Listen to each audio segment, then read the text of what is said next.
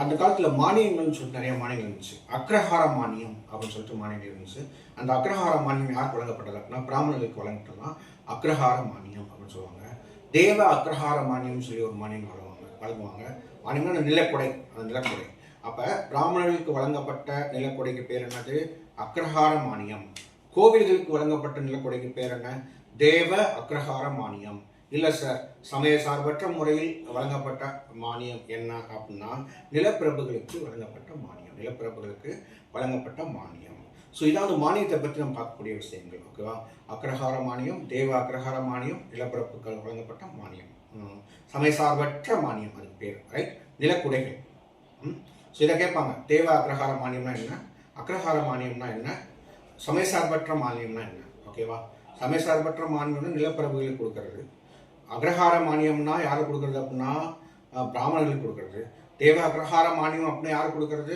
தேவ அக்ரஹார மானியம் அப்படின்னா யாருக்கு கொடுக்கறது அப்படின்னா கோவில்களுக்கு கொடுக்கறது. நிலக்கொடை. ஓகேவா? நிலக்கொடை ஞாபகம் வச்சுக்கோங்க. ரைட். அதுக்கு அடுத்து நம்ம பார்க்கக்கூடியது வரிகளை பற்றி பார்க்க போகிறோம். அதில் என்னென்ன வரிகள் வச்சாங்க? பாகா விளைச்சலில் ஒரு 1/6 ஒரு விளைச்சலில் 6ல் ஒரு பங்கு யாரை கொடுக்கணும்? மன்னனுக்கு வந்து கொடுக்கணும். அந்த அந்த அந்த வரிக்கு பேர் வந்து பாகா. என்னுடைய பாகம், அரசனுடைய பாகம் எவ்வளவு? 6ல் ஒரு பங்கு. விளைச்சலில் 6ல் ஒரு பங்கு. அதுக்கு பேர் பாகா. அது மாதிரி போகா. போகானா என்னன்னா மன்னன் வந்து போகத்தில் திளைக்கிறதுக்குன்னா மன்னன் வந்து சந்தோஷப்படுத்துறதுக்கு, குசிப்படுத்துறதுக்காக மன்னருக்கு வழங்கக்கூடிய பழங்கள், பூக்கள் போன்ற அந்த வரி இருக்கு இல்லையா, அதுக்கு பேர் என்னன்னா போகா அப்படின்னு சொல்லுவாங்க. அதுக்கடுத்து வழி இருக்கு பள்ளின்னு சொல்லிட்டு ஒரு வரி இருக்கு. அந்த பள்ளிங்கிறது என்னை பொறுத்த வரைக்கும் ஒரு அடக்குமுறை வரி தான் சொல்லுவோம்.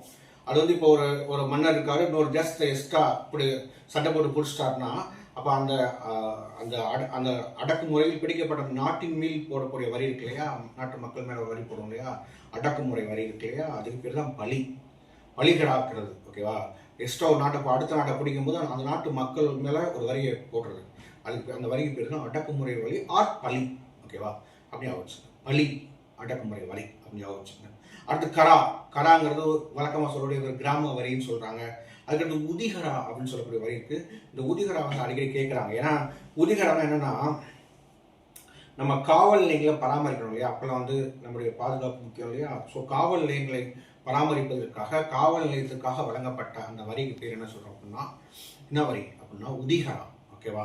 அதுக்கடுத்து கிரணியாங்கிறது வேற ஒன்றும் இல்லைங்க, தங்க நாணய வரி. அது தங்க நாணய வரி. ஓகேவா? தங்க நாணய வரிக்கு பேர் என்னது? கிரண்யா தங்க நாணய வரி. சுல்கா அப்படின்னா சுல்கானா சுங்க வரி. இப்போ நம்ம போகிறோம் இல்லையா, பஸ்ஸில் போக பைபாஸில் போகிறோம், உடனே நிப்பாட்டி நம்மகிட்ட என்ன சொல்கிறாங்க? ஸ்கேன் பண்ணுறோம், ரைட்? நம்மகிட்ட காசு வாங்கி தானே வெளியே விடுறாங்க. சுங்க வரி.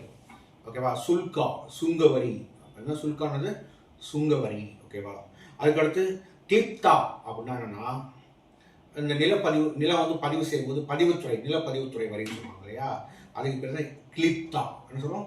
நிலங்களை வந்து பதிவு செய்கின்ற பொழுது, ஓகேவா, நிலப்பதிவு செய்கின்ற போது வழங்கக்கூடிய வரி நிலப்பதிவு வரின்னு சொல்றாங்க. பேர் கிளிப்தா.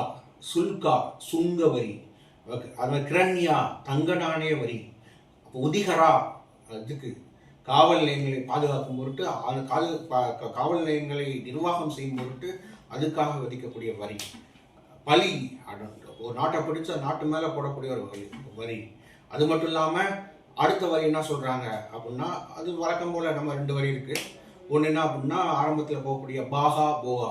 பாகானா விளைச்சலில் 6ல் ஒரு பங்கு கொடுக்கறது, மக்கள் கொடுக்கறது. போகானா மக்கள் மன்னன் சுகபோகத்தில் கிடைக்கிறதுக்காக கொடுக்கக்கூடிய வரி. அது மட்டும் இல்லாமல் இன்னொரு வரி இவங்க வசூலிக்கிறாங்க, அதுக்கு பேர் வாதபூதா. அந்த காலத்தில் பேய்களுக்கு, பிசாசுகளுக்கு இவங்க என்ன பண்ணாங்க அப்படின்னா சடங்குகள் பண்ணாங்க. இந்த சடங்குகள் செய்யும் பொருட்டு ஒரு வரி விதிச்சாங்க. அந்த வரிக்கு பேர் தான் வாதபூதா அப்படின்னு சொன்னாங்க. வாதபூதான்னு சொல்லிட்டு ஒரு வரியை வச்சாங்க. அதுக்கடுத்து இவங்களுடைய காலத்தில் வந்து நீர்ப்பாசன முறை எப்படி இருந்துச்சு அப்படின்னு சொல்லி பார்ப்போம். யாருடைய நீர்ப்பாசன முறை? இந்த புத்தர் காலத்தில் நீர்ப்பாசன முறை எப்படி இருந்துச்சு, ரைட்? ஸோ அதை வந்து நம்ம பார்க்கணும். ஸோ அதை பார்த்துட்டு நம்ம வந்து இது முடியுது. ஸோ அதை அடுத்த கிளாஸில் நம்ம வந்து பார்த்துட்டு நம்ம முடிச்சுக்கலாம். இவருங்க அந்த காலத்தில் வந்து நீர்ப்பாசன முறை எப்படி இருந்துச்சு, நீர் வடிகால் முறை எப்படி இருந்துச்சு, அதை பற்றிய இது நம்ம பார்க்கணும். ஸோ அதை பார்த்துட்டு நம்ம முடிச்சிடலாம், ரைட்டுங்களா? ஸோ அதோட இந்த வகுப்பு முடியுதுங்க. ஓகேவா? அந்த காலத்தில் வந்து பந்தியா கரா அப்படி 2 அணைகள் இருந்துச்சுன்னு சொல்கிறாங்க. அதை சொல்லக்கூடிய நூலில் ஸ்மிருதி. என்ன ஸ்மிருதி அப்படின்னா நாரத ஸ்மிருதின்னு சொல்லி பார்த்தோம் இல்லையா? விஷ்ணு ஸ்மிருதி, நாரத ஸ்மிருதி, பிரகஸ்பதி ஸ்மிருதி அப்படிலாம் பார்த்தோம் இல்லையா? அதில் வந்து இந்த நாரத ஸ்மிருதி என்ன சொல்லுதுன்னா, அந்த காலத்தில் பந்தியா கரா என்ற 2 அணைக்கட்டுகள் இருந்ததாக கூறுகிறது. அது மாதிரி ஜல நிற்கமா அப்படின்னு சொல்லக்கூடிய ஒரு வடிகால் இருந்திருக்கு. அந்த வடிகாலை பற்றிய சொல்லக்கூடிய நூல் யார் சொன்னா அப்படின்னா அமரசிம்மர் எழுதிய அமரகோசியம் நூல் சொல்லும். ஆனால் அமரசிம்மருடைய நூல் தான் அது சொல்லப்பட்டிருக்கு. ரைட் அமரசிம்மர் எழுதி அமரகோஷியம் நூலில் சொல்கிறாங்க ஜல நிற்கமா அப்படிங்கிற வடிகால் அங்கே இருந்துச்சு அப்படின்னு சொல்கிறாங்க. அது மட்டும் இல்லாமல் சுதர்சன ஏரி அது அப்படின்னு ஒரு ஏரி இருந்திருக்கு. அந்த ஏரி எங்கே கிருண்ணார் மலைப்பகுதியில் காணப்பட்டுச்சு அப்படின்னு சொல்கிறாங்க, சுதர்சன ஏரி. ஓகேவா? அந்த காலத்தில் வாணிகர்கள் 2 வகையான வாணிகர்கள் காணப்பட்டாங்க. ஒரு சிரேஷ்டிகள் சார்த்தவாகனாஸ்ன்னு சொல்லிட்டு 2 வகையான வாணிபம் நடைபெற்றது. நம்ம ஊரில் பார்த்தோன்னா இப்போ துணி கடைக்கு நம்ம துணி எடுக்க போனோம். ஒரு நகரத்துக்கு நம்ம போய் துணி எடுத்தோம்னு வச்சுங்களேன், அதுக்கு பேர் என்ன சொல்கிறோம் அப்படின்னா, ஒரு இடத்துல நிலையாக இருக்க அந்த வாணிபத்துக்கு பேர் என்ன சொல்கிறோம் அப்படின்னா அது வந்து சிரேஷ்டிகள் அப்படின்னு சொல்லலாம். அந்த வாணிகர்கள் என்ன சொல்கிறான்? சிரேஷ்டிகள். இல்லை ஊராக போய் அவங்க துணியை விற்கிறாங்க அப்படின்னா அவங்க அதுக்கு பேர் என்ன சொல்லலாம்? சார்த்தவாகனாஸ். அதுக்கு பேர் வந்து சார்த்தவாகனாஸ்ன்னு சொல்லி சொல்கிறாங்க. ஓகேவா? சிரேஷ்டிகள் சார்த்தவாகனாஸ்ன்னு சொல்லி முடிக்கிறாங்க. ஓகேங்களா? சிரேஷ்டிகள் என்ன பண்ணுவாங்க? ஒரே இடத்துல வியாபாரம் பண்ணுவாங்க, வாணிபம் பண்ணுவாங்க.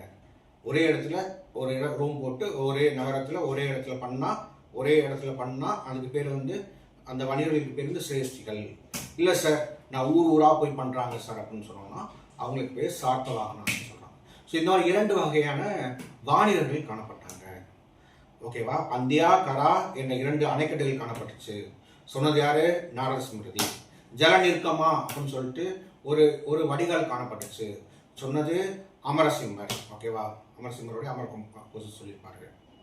ரைட்? பந்தியா கரா ஜல நிற்கமா. அதுக்கடுத்து எங்கன்ட்டோம் இந்த 2 வகையான வாணிபம் வந்து 2 வகையாக காணப்பட்டுச்சு. சிரேஷ்டிகள் சார்த்தவாகனாஸ். சிரேஷ்டிகள் ஒரே இடத்துல இருந்து வாணிகம் பண்ணா அவங்க சிரேஷ்டிகள். இல்லை சார் ஊராக போய் வாணிகம் பண்ணாங்கன்னா அவங்க பேர் சார்த்தவாகனாஸ். இந்த மாதிரி வானவியல், அது மாதிரி சோதிடவியல், அது மாதிரி மருத்துவவியல், அது மாதிரி நூல்கள் சம்பந்தப்பட்ட முறை, வரிகள் சம்பந்தப்பட்ட முறை, நிலங்கள் சம்பந்தப்பட்ட வகை, அடுத்து செப்பேடுகள், அதாவது பகர்பூர் செப்பேடு, தாமரப்பூர் செப்பேடு, அது மாதிரி அட்மினிஸ்ட்ரேஷன், மாவட்டம், மாநிலம், கிராமம், நகரம், இந்த மாதிரி எப்படிலாம் இருந்துச்சு அப்படிங்கிறத பற்றி பார்த்தோம். புத்தர் காலத்தை நம்ம என்ன சொல்கிறோம் அப்படின்னா, நம்ம இந்திய வரலாற்றில் ஒரு பொற்காலம்னு சொல்லிட்டு பதிவு செய்கிறோம். அதுக்கான காரணம் என்ன அப்படின்னு சொல்லிட்டு ஏற்கனவே நான் டீட்டெயிலாக பேசியிருக்கேன் போன வீடியோலாம். ஆகவே நான் பேசி அனைத்து வந்து உங்களுக்கு யூஸ்ஃபுல்லாக இருக்கும்னு நினைக்கிறேன். ஸோ அந்த இதோட நம்ம வந்து குப்தர்கள் காலத்தை நம்ம படிக்கிறோம். அதுக்கடுத்து நம்ம பார்க்கக்கூடிய கிளாஸ் என்ன அப்படின்னா டெல்லி சுல்தானேட்ஸ். சரிங்களா? ஸோ குப்தர்கள் நல்லா படிங்க. அதில் வந்து முக்கியமான குப்தர்கள்னு பார்த்தா 2ஆம் சந்திரகுப்தர் முக்கியம், சமுத்திரகுப்தர் முக்கியம். ஸ்கந்தகுப்தரும் அடிக்கடி இந்த பெடாரி ஒட்டத்தூண் கல்வெட்டுக்காக கேட்குறாங்க. ஸோ அதை பார்த்துக்கங்க. அதுக்கடுத்து பார்த்தோம்னா அவங்க அட்மினிஸ்ட்ரேஷன் வந்து இந்த மகா சண்டி விக்கிரகா, குமாரமத்தியா, அது அல்லது மகா தண்டநாயக்கா இதில் ஏதாவது கேட்குறாங்க. ஸோ அதை கொஞ்சம் பார்த்துக்கோங்க. ரைட்? ஸோ அந்த ஏரியா கொஞ்சம் முக்கியமான ஏரியா. அட்மினிஸ்ட்ரேட்டிவ் லிங்க் எப்படி இருக்குது அப்படின்னு பார்க்குறது. அது மாதிரி இந்த புக்திகள்னா என்ன? ஓகே. ஸோ அது மாதிரி காமிகானா என்ன? அது மாதிரி விசயபதினா என்ன? அந்த மாதிரி அவங்களுடைய மகாராஜாவுக்கு கீழே யாரெல்லாம் வர்றாங்க.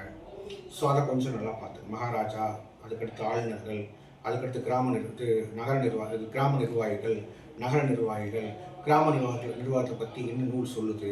ஸோ இதை பற்றிலாம் கேட்க வாய்ப்பு இருக்குது. கிராம நிர்வாகத்தை பற்றி பேசுனா அந்த செப்பேடுக்கு பேர் இந்த தாமரப்பூர் செப்பேடு. இல்லை மன்னனுடைய அதிகாரம் நிலத்தின் மேல் என்ன அப்படின்னு பேசுனா அதுக்கு பேர் என்ன சொல்கிறோம் அப்படின்னா என்ன சொல்கிறோம்?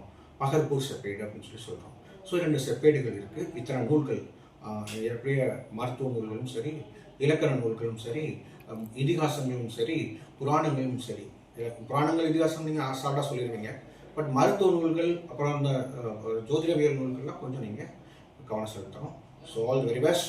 Will see next class Delhi Sultanate. Thank you so much.